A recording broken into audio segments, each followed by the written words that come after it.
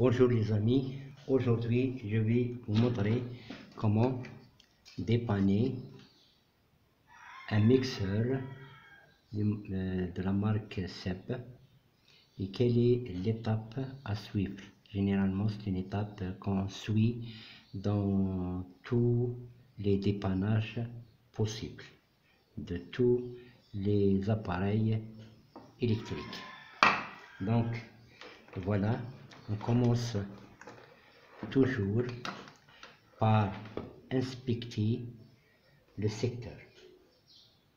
Donc pour le faire, donc on a besoin du testeur. On va le mettre sur le bip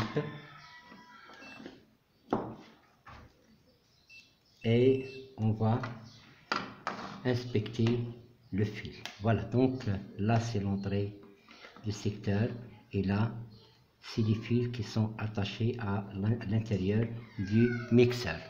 Donc il faut trouver les sorties, donc il y en a deux. Voilà, le premier fil bleu et marron. On va le tester. Comment faire? On prend le premier bout avec la première sonde et on teste la première. Voilà, donc je répète, c'est donc il est conducteur.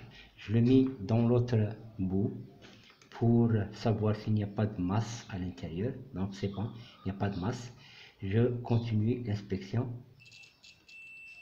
Voilà, donc là c'est le deuxième fil et là le fil bleu et là c'est le fil marron. En plus de ça, il n'y a pas de coupure ou de masse à l'intérieur. Voilà, donc là on a terminé l'inspection du fil et le fil est bon, le secteur est bon.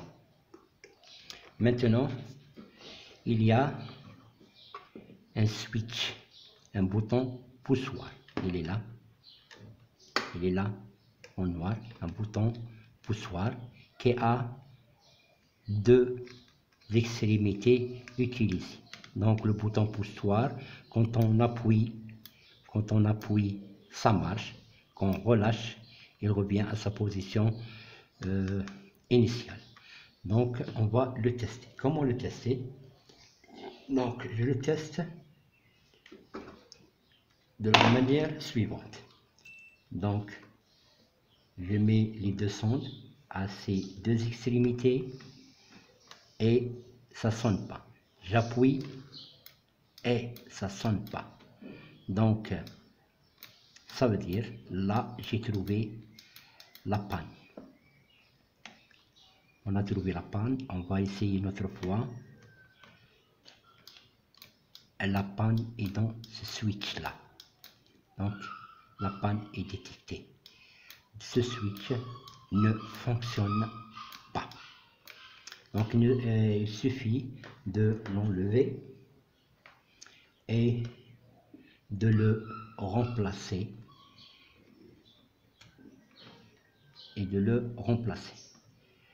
Si par malheur on ne trouve pas ce type de switch, de bouton, donc on essaiera de le nettoyer avec un peu d'alcool et on verra si ça reprendra à fonctionner ou pas. Donc il y a deux solutions, le nettoyer, peut-être qu'il y a des poussières qui sont rentrées dedans, et sinon on doit carrément le remplacer. Après avoir remplacé ce switch, on essaye l'appareil sous tension et s'il n'y a rien, donc ça veut dire que la panne, il y a une autre panne dans le moteur qu'il faut la retrouver. Merci de m'avoir suivi.